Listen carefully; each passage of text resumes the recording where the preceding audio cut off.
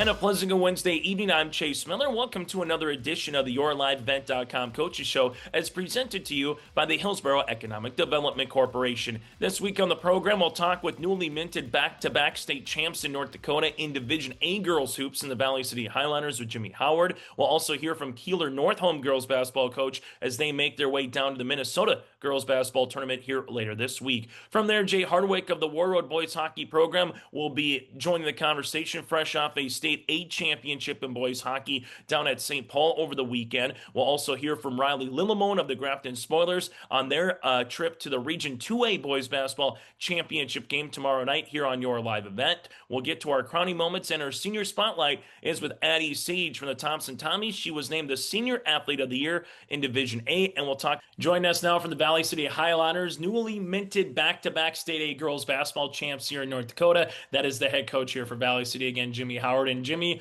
we kind of were chatting about the whirlwind it was for the region tournament to get through the qualifiers, and we chatted on Thursday before your game against Devils Lake. Now that you had 3 games in 3 days in Jamestown against the Firebirds, against the Tommies, and then eventually South Prairie Max in the championship, kind of what can you remember, I guess, about 3 games in 3 days in Jamestown that allowed your team to come out with another state title?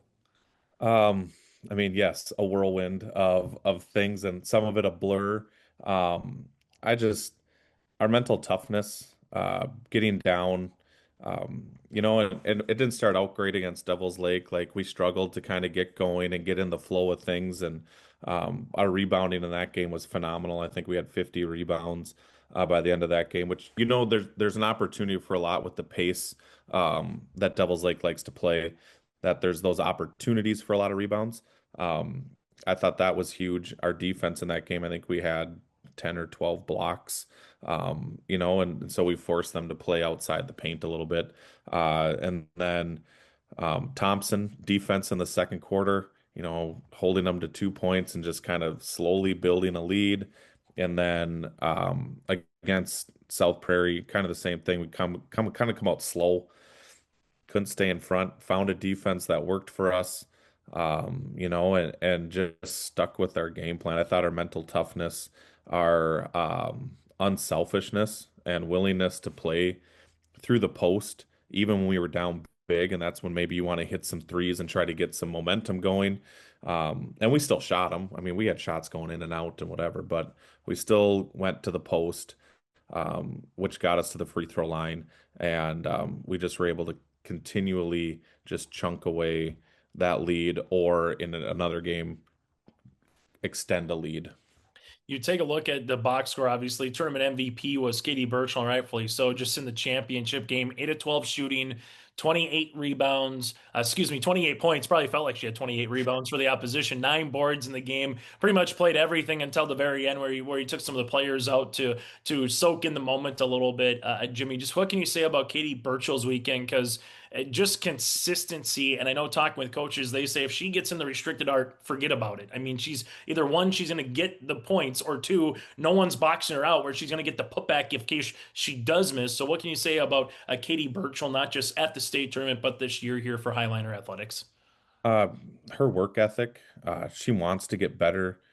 She's always asking questions. She saw a lot more double teams this year, even triple teams sometimes, and teams trying to get under her skin a little bit, maybe holding or fronting differently, or just different coverages that she hasn't fully seen. And she'd come over sometimes and be a little bit frustrated. She's like, they're holding me, or I can't get open here, and we'd move her to the high post, or try to get her to move out a little bit. And so she really grew in understanding how to post up. She's always been a good a good post up player, but she's never had to probably work at it as much as she did this year. And so just learning leverage, learning how to, if they want to go high side and push her down, like when she should spin and try to seal to the high side, and things like that. And so just her willingness to grow, and then her willingness to also, if they're double teaming or triple teaming her, let somebody else have a night. And she'll go get hers when she can. And there were times this season where she was like, I don't have the mismatch, or somebody has a better mismatch or a better matchup, and she'd come out of the post and put somebody else down there. And so I just thought her maturity there was huge. And then at the tournament, doubled and triple teamed and not being overly frustrated, uh, and continuing to work. Sometimes I talk with my wife or whatever, and sometimes us shooting an okay shot was the best thing for us because Katie would go get an offensive rebound. Like we can't get it to her, but if we shoot, she might get that offensive rebound, and that's as good as dumping it into the post. Um, and she just has a motor for rebounding and a knack for it that sometimes you can coach that stuff. Her motor and her knack for reading where balls are going and stuff like that is just natural, and I can't take credit for trying to teach her that part, but yeah, just her maturity and growing up and understanding coverages better this year has been tremendous. Yeah, Maddie Freeze obviously had some timely three-pointers throughout the course of the state tournament as well. Kind of when you needed a couple of them in that particular game. Just kind of what do you say about her performance, not just at the state championship, but also what she was able to provide throughout the weekend in Jamestown? Her shot selection improved tremendously this year. She's more efficient, which, if you're efficient and your percentages go up, it forces teams to pay attention a little bit more to you. But she didn't become just a three-point shooter. Like she drove to the basket quite a bit. Uh, she had a mid-range pull-up in the championship game, which, you know, my wife was like, "Does Maddie know what a mid-range jumper is?" But you know, she's willing to do whatever it takes to win. She didn't get any at this tournament, but she's willing to step in and take charges. Her arms and elbows were just bruised. She's on the floor diving for loose balls. Um, we have a kid on the bench in Kinley Suffolk who's the energy and kind of the heartbeat of the team, in my opinion, just what she brings. But Maddie's like the pulse, um, and she brings a toughness. So I'm super proud of how she's matured over the last couple years, moving from post to guard, and then and just her leadership there. I can't say enough about it. Yeah, obviously have her for a senior, Katie Coca, Dakota Potratz, Mitch Johnson. You got Kaylee Nielsen out there and Kinley Suffolk, as you mentioned. What do you think this senior class left for? Everybody had their own roles differently in each championship a little bit. Some of them maybe were JV, got to play maybe when the game was out of hand. Varsity this year played more of a role. Others maybe didn't start last year, now started this year a little bit here, Jimmy. So what do you think this senior class left outside of obviously two state championships, cutting down some nets, having a big banner now at the hack on top of that as well? What do you think they left for this basketball program? Um, well, we were talking about it before we qualified for state because preparing for what happens if we don't, which would have been a letdown considering how the season went and everything. But we just talked about when you put the jersey on and when you take it off, is that jersey in a better place than it was when you put it on? And it doesn't mean wins and losses. Um, I think work ethic. Um, obviously the winning comes with it, but effort, um, their willingness to, work with younger kids too. Like a couple of them went and did a reading day up at Jefferson with their younger elementary kids that were able to. And, I just think it's hard because everyone looks at the wins and losses, right? And they're like, well, they've won probably the most games ever as a class coming through. But our thing was work ethic, our thing was effort, and is the jersey in a better place? I think our program is in a better place as they graduate. And so they did their job. And now it's time for the next group to build upon that and make sure that when they take that Highliner jersey off, wins and losses aside, is that jersey in a better place than it was when they put it on? And so I think that's just a testament to their work ethic. And even though there's ups and downs and kids not getting along at times and things like that, they all rallied back together and showed the community their true passion for playing basketball. A little bit different this year, obviously, because of the state qualifier to go through and win a state championship. But what do you think about it now that it's a couple days removed, Jimmy, on what that Region 1 tournament to state qualifier to the state tournament. What do you think this team found at the end of the year? Because it wasn't like you guys were a 5-15 team coming in as like a six seed. You upset a couple people to make the state tournament. You guys had expectations from the jump this year, obviously with the returning of the players. Going through, you lost to Carrington to end the regular season, a tough game that was a kind of a rock fight, if you will, a little bit. Coming in, you see Central Catholic 12 3-pointers, your back's to the wall, 14 points going into the fourth quarter against Wapaton, a winner go home third place game. So, what do you think from that moment to winning a state championship? What do you think was the secret, if you will, that allowed you to get to Jamestown and win that state title? Um, I think that every season you have to go through some sort of trial. Um, and not necessarily hit rock bottom and build yourself back up, but you have to have some sort of struggle. And we hit ours not when you want to. Um, you know, we struggled at Carrington. It was not a good game, and that's how we ended our season, and it didn't feel good. And we didn't have a game before the playoffs. We had like 10 or 11 days off, which probably isn't great either. And there was no opportunity to turn around and play right away to get that feeling out. And so, that was a struggle, and we had kids upset, and it was like maybe we're done. Maybe we're not mentally tough enough for this. And then we get to the Castleton game and they can't miss, and we're missing layups and some free throws. And I mean, it's not like we couldn't have won that game. We didn't make things, and they couldn't miss. And not trying to take anything away from Castleton, they played a phenomenal game, and had our number. And we went home and kind of had a heart to heart about why did you pick up a basketball in the first place? Like, it was fun. We hadn't celebrated winning all season. The girls, like, was just like we're supposed to win. It never seemed like it was super exciting, would knock anybody off or anything like that.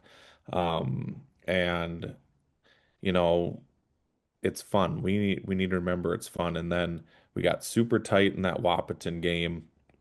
And going into the fourth quarter, I knew we didn't have a lot left in the tank. And so, because, people are like, why didn't you press all game? And I'm like, well, if we would have, I don't know if we could have made it to the end. And so 14 was a little far for me, but I was just like, if we're going to go down, we're going to go down swinging. And the girls found it for 8 minutes. I think they found their joy again. I mean, they handed us the third place trophy, and I'm like, go celebrate, girls. Like, this is awesome. We get up to Carrington. I think Coca had a play where she's diving out of bounds for the ball into our bench. The entire bench gets up and like picks her up, and it's like, I think we found our excitement, to be back on the floor and competing. We win that game, obviously, in some dramatic fashion. There's water tossed around in the locker room. Like, we were excited, to get there. And then, obviously, once we kind of found that joy and that passion again, some of the things that were nagging all season kind of disappeared. They took care of themselves a little bit there. And I think kids, our motto was from the Castleton game on, just find a way. Doesn't have to be pretty. You don't have to win by 20. Just win, just win, baby, the quote. But ours was just find a way. And we were up at Mayville above the locker room on the whiteboard. The football team had find a way up there, and it was just like, it was like that's exactly what we've been saying for 5 days now, is just find a way. And I think they really bought into that. It didn't become about who was doing what. It became about how are we going to do this? Final thing, Jimmy, is not too many tournaments can say they've had a state B and a state A champ in the same tournament, the Barnes County basketball tournament back in December with LLM. You obviously played them the second time in Lemoore, beat them. They got you the first time in Valley City at the BCT. So how fun is that to kind of see some teams that you play throughout the course of the year, and particularly a different division team, not a South Prairie or Devils Lake or a Thompson, which you would see them at a state tournament as you did this year. But how fun is that to kind of maybe see someone that the girls yourself kind of know, obviously have some relationships with there, maybe some family ties as well across the way with the communities. But to see your program and the Lobos, who played each other in December, played each other again later on the season, both come out as state champs in their respective divisions. Well, one, my wife plays summer volleyball with the Delabar's mom, so there's a little connection there. Um, but I felt so bad for them at the end of the season when we were playing them, and Annika goes down. You know, she's a great player for them, great leader for them, and just an awesome person. And I was like, man, that can be that. You know, you're trying to learn to play without a person like that can end a season if you don't figure it out quickly. And I mean, she came back to play in the state tournament. That phenomenal. I'm happy for them. You know, and it's fun. They're from the same side, not too far from here. You know, yeah, we've seen them at the BCT and a lot of respect for what I think we kind of mirror each other's programs a little bit and our styles and how we play. And so it was just fun to see them get that opportunity first time in school history and knowing how that felt last year for us.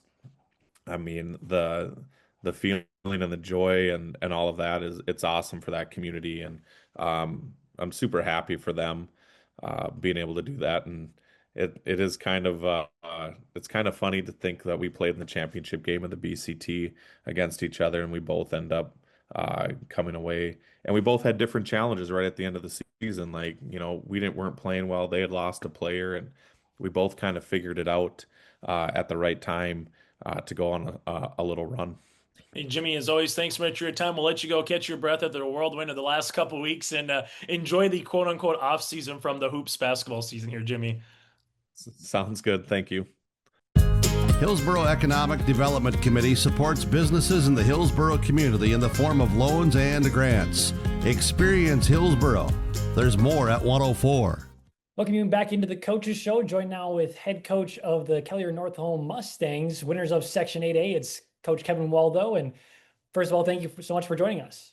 Yeah, no problem. I appreciate it. Yeah.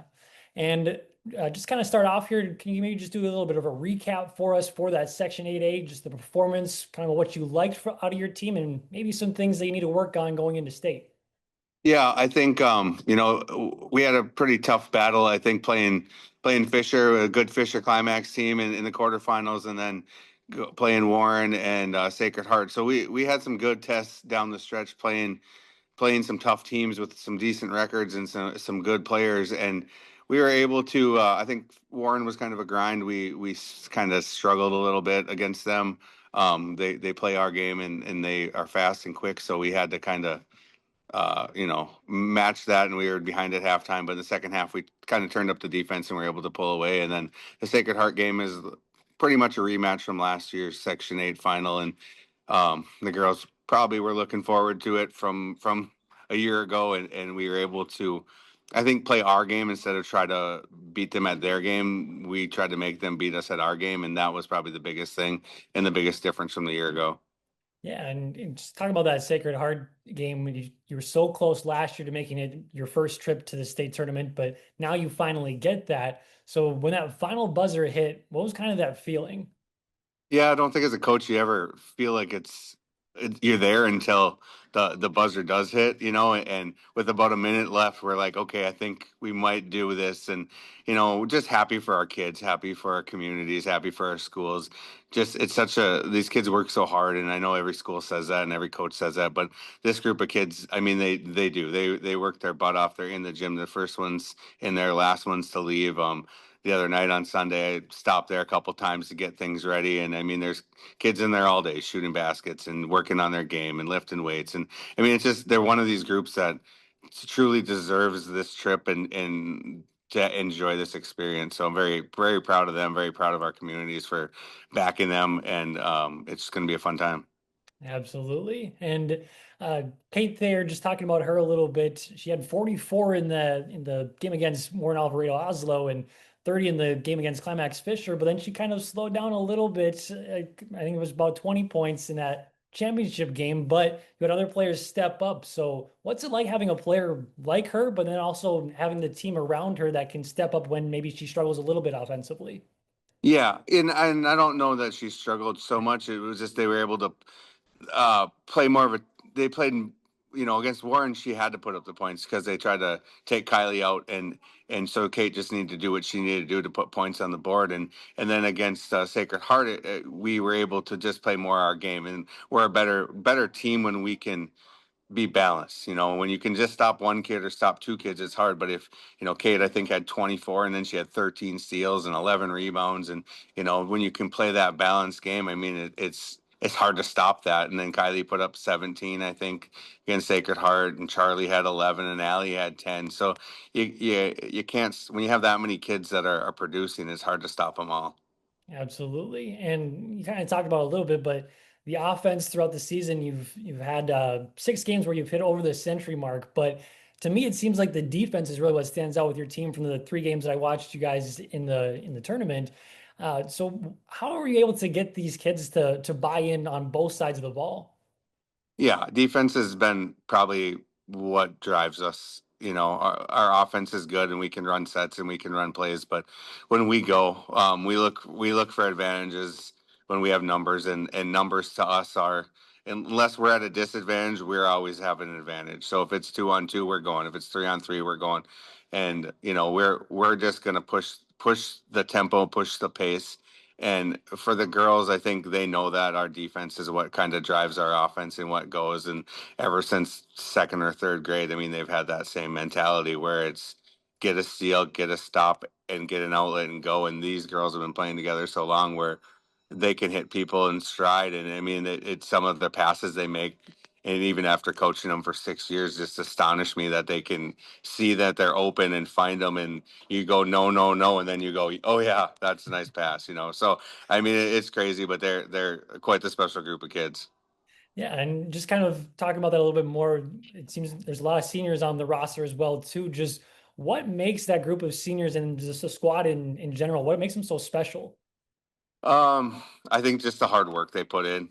You know, they we have a lot of games where they're blowouts or where they're this or that, and people kind of question us. Well, why do you leave them in? What do you do this? And I said, I've been doing this long enough where I know if they don't get their time, that it's tough, right? They need to get their time so when we get in bigger games that they're going to be able to handle an entire game. And honestly, you don't want to reward kids that don't work hard, and these kids work hard, and I'm not going to punish them because they work hard. And not to say the rest of our roster doesn't work hard, but these kids set the pace and they set the tone, and they're not going to be punished for working hard and beating teams by 20 or 30 points just because they are ahead and they worked hard. And it's a fine line as a coach, and you don't want to take anything away from anybody else, but the younger kids see that and they know that, and that's the culture that we're trying to bring as a program, and that's what we want them to see and say, yep, they work hard, they're going to get to play, they're going to get their time. That's fair. And looking ahead to your first round matchup against Central Minnesota Christian, don't really have any similar matchups. You both played McRae is the only one that I saw that was similar between the two of you. But what have you noticed from maybe watching film that makes Central Minnesota Christian kind of stand out a little bit? Yeah, yeah, we watched some of their games, and we watched some of their games before they played McRae. It was kind of one of their things where we could kind of see. We got some film from them and got some film from McRae now that we're playing them. So I think they must be a good rival down there. So we, got a little bit of film and insight. But they're quick, they're fast, kind of like McRae, and they got a couple studs on their team that can play, and we know we got to shut them down, but. With our girls, I think that's kind of we picked a harder schedule, picked some tougher teams, added some tougher games, knowing that this was the ultimate goal. And if we're gonna get down here, we might as well go compete at our highest level. And with our only loss being the Mountain Iron, I mean, it's kind of like, okay, we know we can beat anyone that's down here, so we should go show it. Yeah, and maybe what's kind of your goal at state? Obviously, you want to win it, but other than that fact, what's kind of the goal for your team to kind of maybe get acclimated to a different atmosphere? I think for going down the first time, it's hard because there's so many little things, and as coaches, we're in ADs, and we're trying to make sure that we're covering them and not putting that stress on the kids. But we talked to them yesterday and talked to them about the things that are going to happen down there, and some things we don't even know are going to happen. And I think just trying to keep them focused on the game in front of them. We've done a good job. I think we played 7 games in 9 days at one point in the season, and ending it with Duluth Marshall at the Sanford Center, and it was a big game, and they were able to come away with the victory. And I think getting down to state, you end up, if you're going to do it, you're going to play 3 games in 3 days. And I think our girls are ready for that challenge, and I think that's just trying to get them to that spot where they know that it's not going to be easy. These are 7 of the top 10 teams in the state, and we're one of the top teams, but they're all going to be fighting for the same thing. Absolutely. Well, Coach, thank you so much for joining us. I appreciate you taking the time in the middle of your ride down to the cities as well too. So again, thank you so much for stopping in.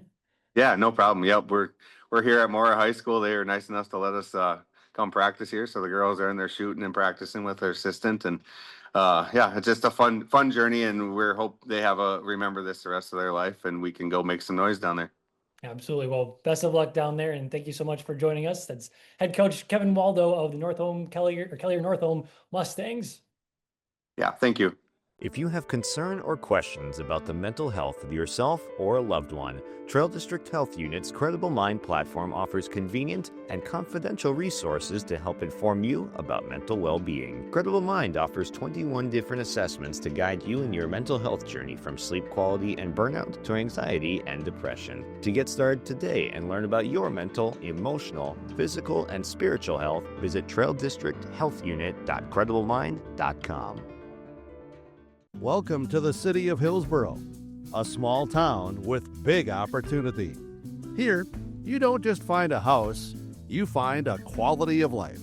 Safe neighborhoods, affordable living, and a community that treats your family like their own. Build your dream home with lots starting at an attractive price, and enjoy homeowner incentives and grant funds to help make it yours.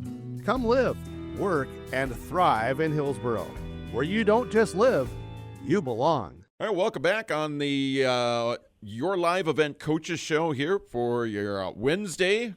Caught up with Warroad boys hockey coach, state Class A champion, Warroad Warriors, and we talked a little bit at the welcome home back on Sunday. State champion put in front of your first name sounds awful good, doesn't it? Oh my gosh. It does sound good. I'm still getting used to it, but it sounds awfully good. Yeah, now you're about, see, when I talked to you on Sunday, it was only about 24 hours removed. Now you've got a day or so in there. I mean, are things starting to settle down, or is there still a little bit of that magic happening as far as the whole thing goes? Well, yeah, the dust is settling a little bit, but it's still, I don't know, it might take a couple weeks before we completely get back to normal. But yeah, no, just, the emails and text messages and phone calls, it's been, it's just overwhelming, the amount of support, and people reaching out just to, say what a great job, that we did, and what a great job, how hard the kids played. And so it's great to hear those things. And, I always want to respond to everybody. So it's been pretty crazy, but it comes with winning, and I'll take it. It's better than the alternative. Yep, exactly. And a mutual acquaintance of ours, and we got to know him over the past couple of years, and we're talking about Notre Dame of West Haven coach Larry Vieira. I got text messages before and after the game, and that was, it was cool for me because, I'm just the radio guy, right? But I had sent well wishes and congratulations afterwards, and I'm sure you had that times 100. Yeah, no, I heard from Larry too, and yeah, it's just it's just everybody. It's the people that I might hear from. There's some people that, text me, before a lot of our games. And then there's, I've heard from people that that I had played hockey with that I maybe haven't talked to in, 10 or 15 or 20 years. And, but it's great to see that everyone, everyone was paying attention to the state tournament, and, they know what a big deal it is. And it's been awesome. Yeah, if I remember correctly, reading right on the Minnesota State High School League webpage, I think that the Class A semifinals and finals set a new record. What did that mean to you guys? You might not have known that it was a record at the time, but knowing that you were playing before a record number of people, and the fact that there hadn't been a crowd like that at Grand Casino Arena in a long time. Yeah, you never know what the numbers are or what the record is or anything like that, but. I think only once before had I seen the upper levels with people in it during the Class A games, and when you start to see that, there's a lot of people there, and it was just it makes for an awesome atmosphere and experience, for all the kids involved to play. They can say they played in front of 10,000 people in the state tournament. Yeah, again, we're talking with Warroad boys hockey coach Jay Hardwick here on the Your Live Event Coaches Show. Wrapping up a season that, and when the brackets came out, you took a look at them and you saw Northern Lakes the first game, and it's if you win, you get Delano. Delano beat you earlier on in the regular season. You get a chance to get them back. If you beat them, you get a chance to play Hibbing. Hibbing beat you earlier on in the regular season. I mean, this thing couldn't have fallen together more perfectly than it did. Yeah, and it was nice because we had a little bit of other than Northern Lakes, we had a little bit of familiarity with both Delano and Hibbing, and like you said, once we found out who we were playing that first game, then got to work on getting a game plan for Northern Lakes, and then once I was done doing that, then I kind of you don't want to jump ahead too far, but you kind of look at things and say, well, okay, we're more than likely going to play Delano if we take care of business on Wednesday. So then I started preparing for Delano, and then the same thing as we were down in St. Paul. It certainly looked like that Hibbing was going to be that team, and so then we were down there and started doing the same thing for Hibbing, and it had all worked out, and it was nice, like I said, that we had played those guys during the year, so it wasn't completely foreign, and then it's just. Yeah, but ultimately, you just got to go out and play the game, and the kids played their hearts out, and it was a lot of fun. Yeah, again, I'm glad you mentioned the fact that you had those guys on the regular season. It's something that we talked about right at the beginning of the season. The fact that you guys, you and Mr. Chamernick and anyone else that's got a say in how the Warrior Boys hockey schedule gets put together, but if you look at it, I mean, you're playing the Delanos, you're playing the Hibbings, you're playing the Matamidais, you're playing the St. Cloud Cathedrals, all of these, Cloquet, Esco, Carleton, Hermantown, you're playing all of these teams that not all of them made the state tournament, but there was a good chunk of teams that you played during in the regular season that they were down at Grand Casino Arena just like you were. Yeah, and that's all you can do. I know. I think last year, we had played every team at the state tournament except for one, and then this year I think we had played everyone except for the bottom three seeds. So that's what we try to do is you want to build your schedule around.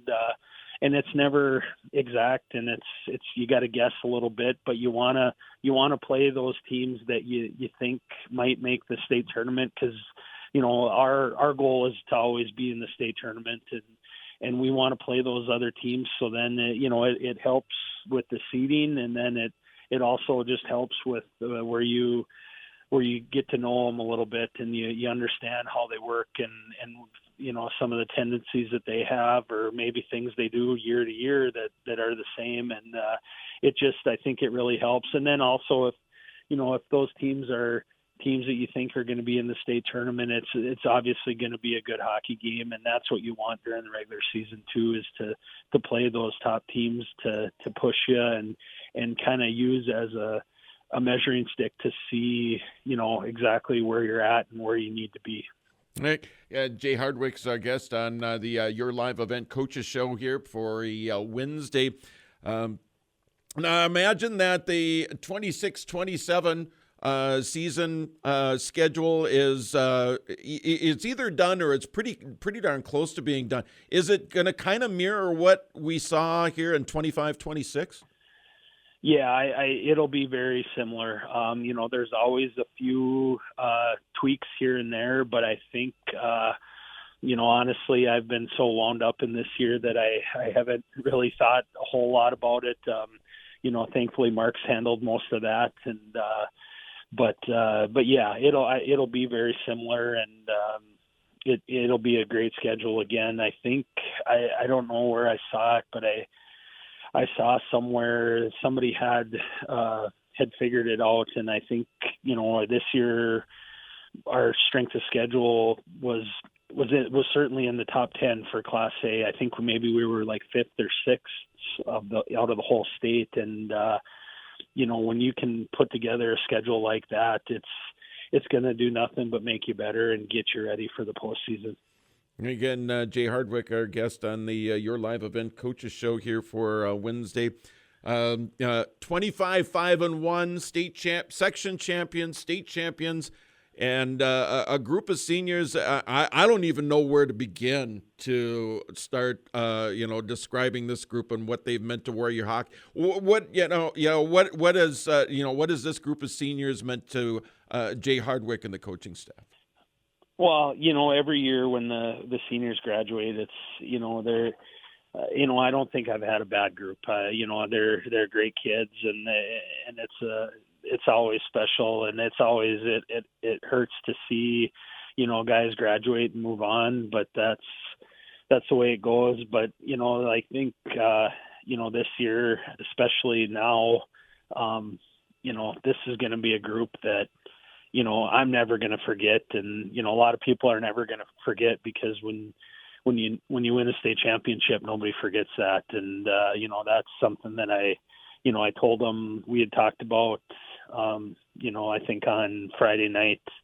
I said that we put ourselves in a position to have the opportunity that, the rest of your lives, people are going to know you as state champs. And, that was something that I told them after the game once we, finally got in the locker room and just got to talk a little bit. I said, this is something that nobody can ever take away from us. No matter what happens from here on out, or where we go or where we play or what happens, it's state champ. And that's a real good feeling for, the players and the coaches and everybody involved.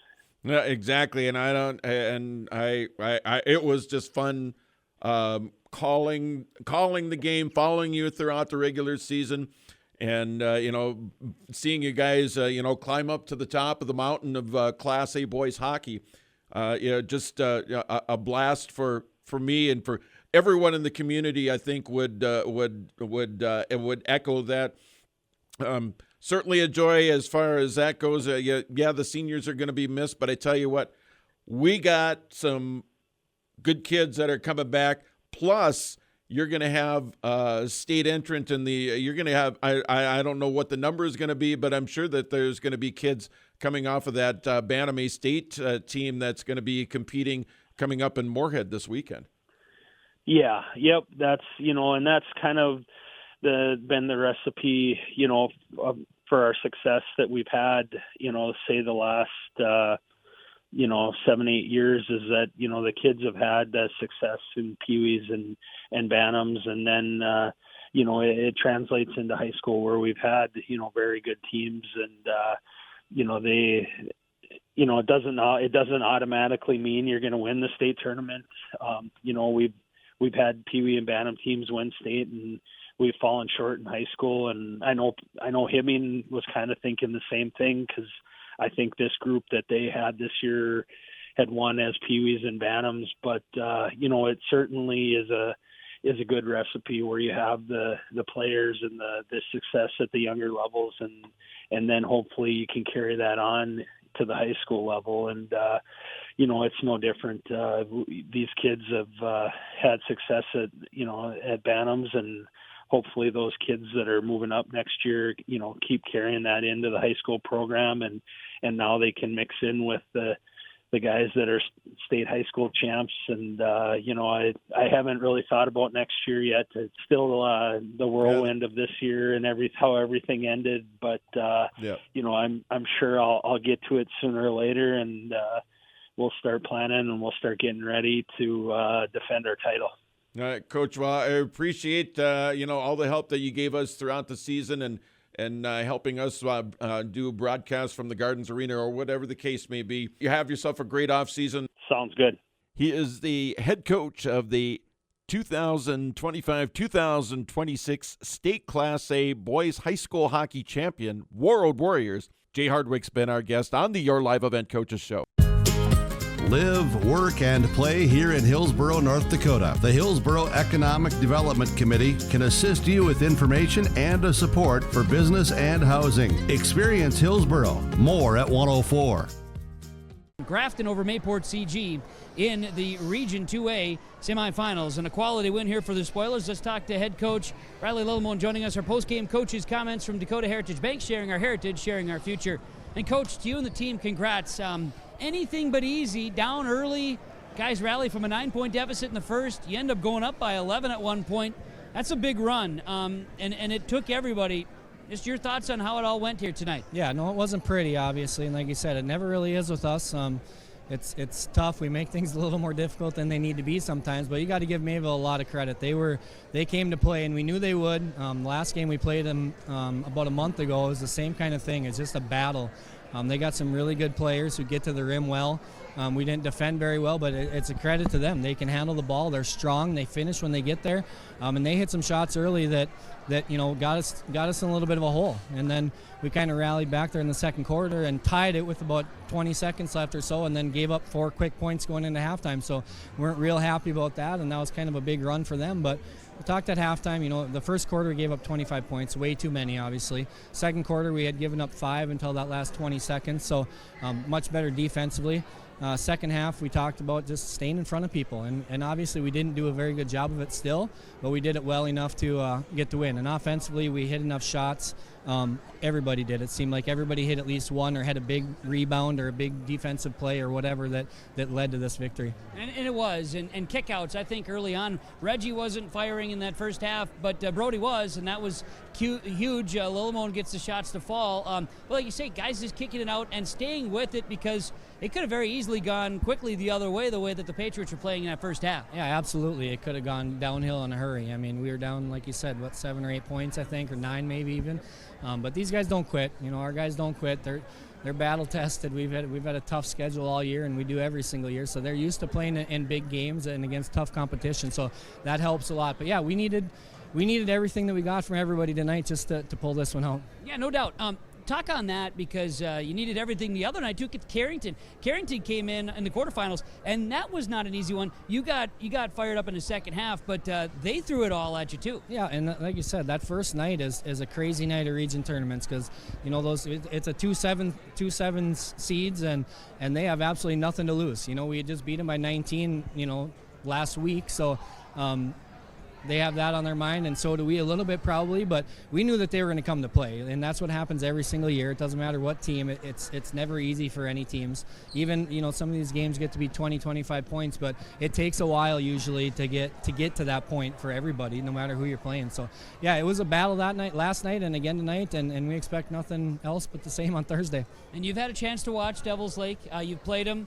And I talked to Brody a little bit in the post game here, and Brody says, well, we haven't seen him at full strength. Most haven't, all right? That's kind of been the deal with the Palmers back at full strength. It brings a whole new dynamic to a 4 seed in the tournament. Now, that being said, you very well know that whoever's on the floor for Devils Lake is going to come firing. Yeah, absolutely. They're very well coached. They know what they're doing on the floor. It doesn't matter who they put out there. But, yeah, obviously with the Palmers back, we played them without the Palmers, and we got the win. But we know Thursday is going to be a totally different ball game, and they seem like they're firing on all cylinders right now. So, we just need to play hard and try to do things the right way and see what happens. Well, Riley, I want to say this. Kind of was a trend here all of a sudden in the tournament. Tough to beat a team 3 times.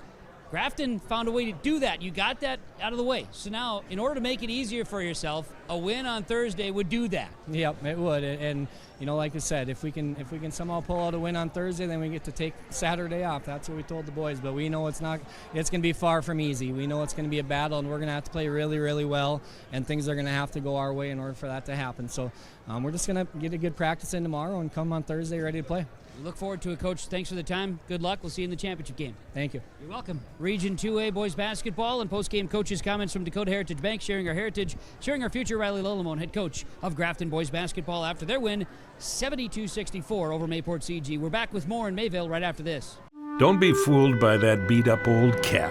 Its faded crown represents the tireless work of America's farmers and ranchers. Its sturdy brim, their dedication to providing our nation with a safe, affordable food source. So we'd like to tip our hat to them.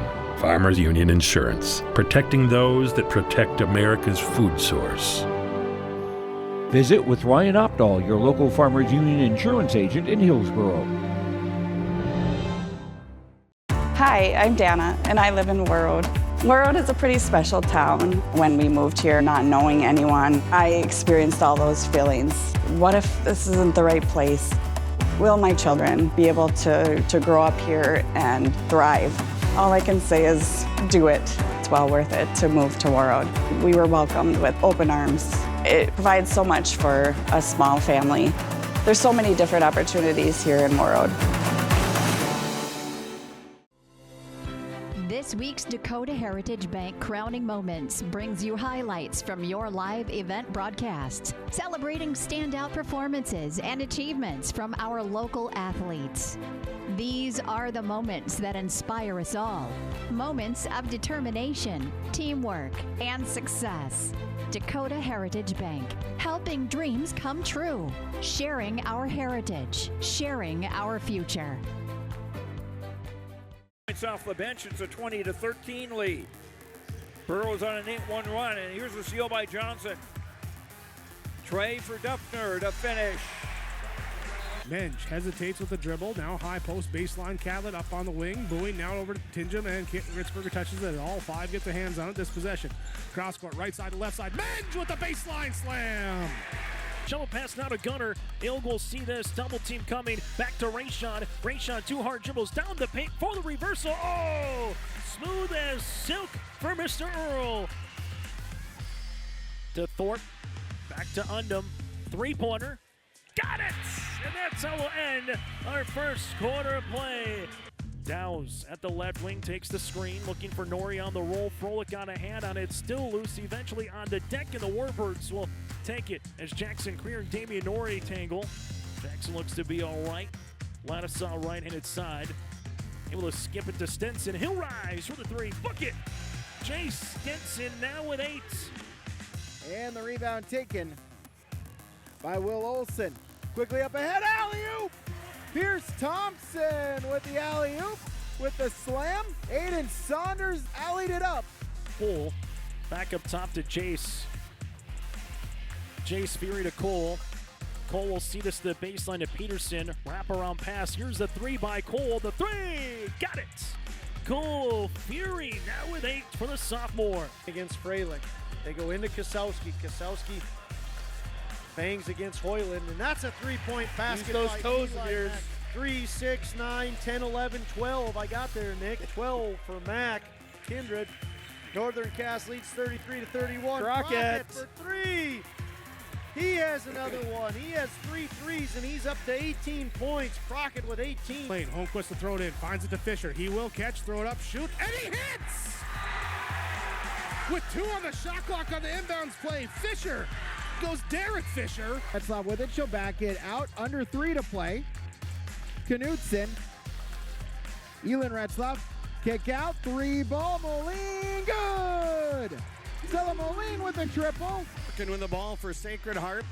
Porkin looking and stolen away. Sacred Heart turns it over again, and going in for the layup is Thayer. Thayer coast to coast off the steal.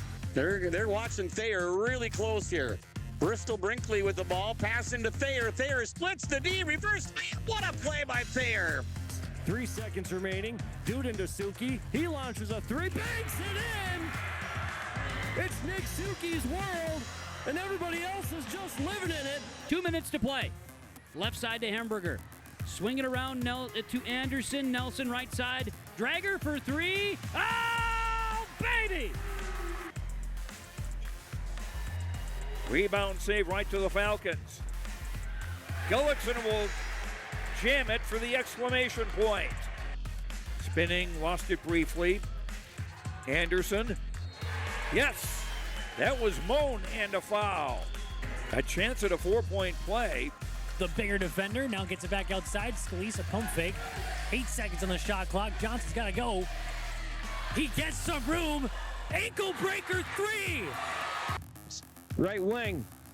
Now down in the corner to Bernhoft. Spins down to the baseline. She's got a little space and she rolls it in for two. Tonight, Jacobson. Quick release underneath to Keys for two. He flashes to the high post against the trap defense. Gives it to him inside. Works the win. Lays it in. And there's history. Sean Berge has just scored his 1,000th point. The free throw line, Wiseman is poked free. Nice hands there from Giesecke. Going all the way, a lot of contact, somehow gets it to go. Puffy turns it over. Back the other way comes Anthony Thompson. Thompson hits the shot, and Anthony Thompson will also score 1,000 career points. Back to Hamburger. Plays a lot of basketball with the Retzlaffs from Fergus Falls Hillcrest, and there's the first triple of the night, the first points of the night for sophomore Reagan Hamburger. Works to the right side, leaves it into the corner. Now underneath, they get it. A nice move there by Lindley, and Lindley goes around the defense and scores. And Jaden Lindley scores his 1,000th career point. Torgerson spins. Up the floor, three on the way is good. Paniak gets it into Setterholm. Setterholm off the screen from Carlson in the corner. Here's a baseline, driving a dunk. Oh! Caden Paniak slams it home.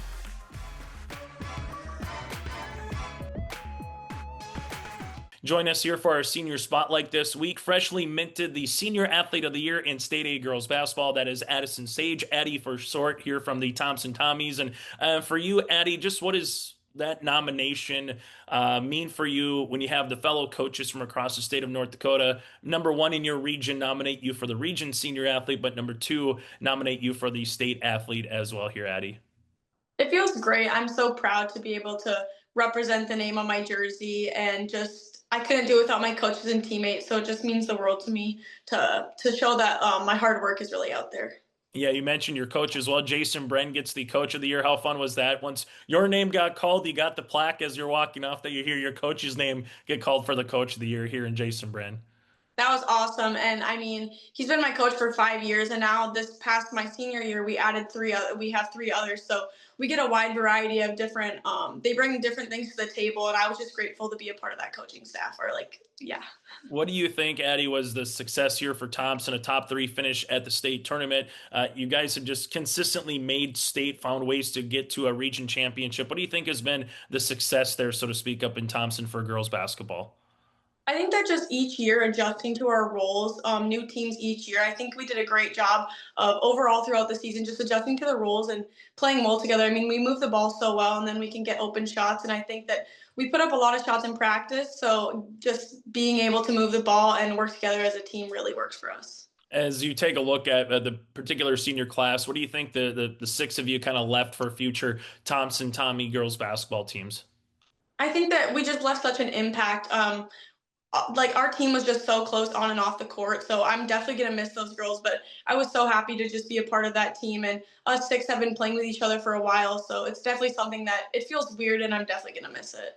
As you move forward here, you and I were talking beforehand, University of Jamestown, where you played at state. You'll play not too far away, just a few blocks there at the Harold Newman Center. So, Rena, what is it? Just take us through the commitment to University of Jamestown and what made UJ just kind of be the right fit for you here, Addie?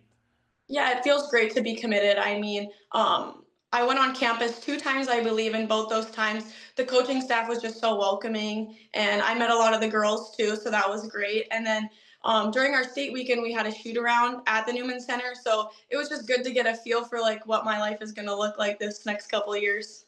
Yeah, you mentioned able to see some North Dakota, obviously players that are there, maybe some of those that you traveled around as well here, Addie. But going into nursing, just what made nursing something you want to learn more about and study more about once you get to college? Yes, I've always been interested in a medical career, and I think that just always wanting to be able to help people, and I think that nursing would just be the right fit for me, so I'm hoping that I enjoy it once I get to school. Take us through, if you could, go back to your 12-year-old self, so to speak, or 13-year-old, what would be some words of advice for someone coming up through, particularly basketball here, Addie? What are some things that skill sets, or what should they be doing to try to get to where you are and being a college athlete, so to speak, if that's a goal of theirs? What would be some skills or some words of advice that you would like to pass down?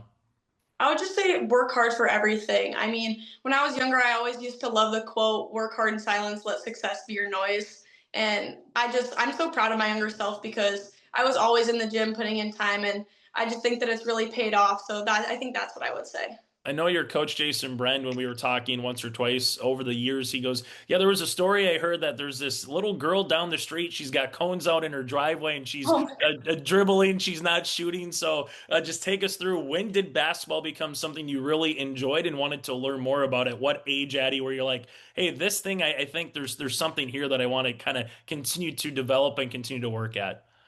I'd say early elementary school because my mom played basketball at the University of Crookston. So she's always just like instilled that hard work and like mentality into me. So I think early elementary is when I really was like, I love basketball and this is something that I want to continue to do. And then definitely those like middle school and high school years is when I started putting in a lot of time into it. Is it basketball? Is it coming to dribbling? Is it shooting? Is it knowing how to play help side defense? What's something that you kind of continue to learn about? What's maybe when you are in elementary school or maybe really get into it in middle school, Addie, what would be a skill set that someone should learn on early on from your perspective, do you think? I think definitely the shooting aspect. I love to shoot 3-pointers, but I mean, especially when I was younger, I couldn't even get it up to the hoop. So just starting close and then like working your way back, I think shooting would be like the best aspect. What are some favorite basketball memories to this standpoint? Obviously, you hope to have a couple more years, obviously, once you get to college to add some more memories here, Addie. But what are some favorite basketball memories that kind of stand out to you here? Every year that we've gone to state, we've just had a blast. I mean, going out to eat, hotel rooms are always so fun, and those bus rides home and to games. We have some dance parties and in the locker room. So I'm so grateful that I got to spend my time at Thompson. Yeah, let's just go through a little bit of this particular journey here with you. When you got the first opportunity to be at the high school level, have an opportunity to play varsity, what's kind of going through your mind when you're the 8th, 9th grader, coming up through the system and kind of getting your feet wet to where you were as a senior? Just take us through what that transition and journey is kind of like as a player. Yeah, so in 8th grade, the upperclassmen were great, and they laid such a foundation as to what it means to be a Thompson Tommy, the hard work that you have to put in. And although I didn't really play my 8th grade year, I got a really good look at what it's going to be like the next couple of years. And it's just a funny thing because when we like pick our jerseys at the beginning of the school year, I was in 8th grade, so we had seniority over the numbers, and number 4 was the last one left, so I've stuck with it since my 8th grade year.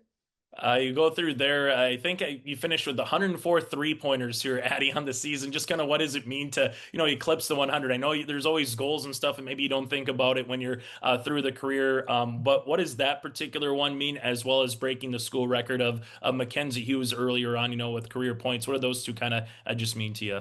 It means a lot. Mackenzie is such a great player, and I always looked up to her when I was younger in middle school and in elementary school, but it means so much to me knowing that I've put in so much work and I get recognition for it, and I couldn't do it without my teammates or coaches, so it just means the world. As we move through the next couple months here, what are you going to try to take in as a senior before it's all said and done, before you go on to college here, Eddie? What's the couple of things you're looking forward to before you graduate and head off to college? I'm looking forward to a lot. I want to be involved in everything and get as much out of high school as I can before it's over. Spend time with all my classmates and definitely get my schoolwork done. I'm getting a little bit of senioritis, but just continuing to work hard in the classroom and have fun outside of school. Hey, Addie, thanks so much for your time. Congratulations on a tremendous career and being the senior athlete as well here in the state in Division A girls hoops. Thank you so much. That does it again for the YourLiveEvent.com Coaches Show. It's presented to you by the Hillsborough Economic Development Corporation. Join us for another edition on Wednesday, March the 18th. As always, brought to you in part by the Hillsborough EDC at 7 p.m. Until then, I'm Chase Miller. Have a great rest of your week and join us for more high school sports here on YourLiveEvent.com.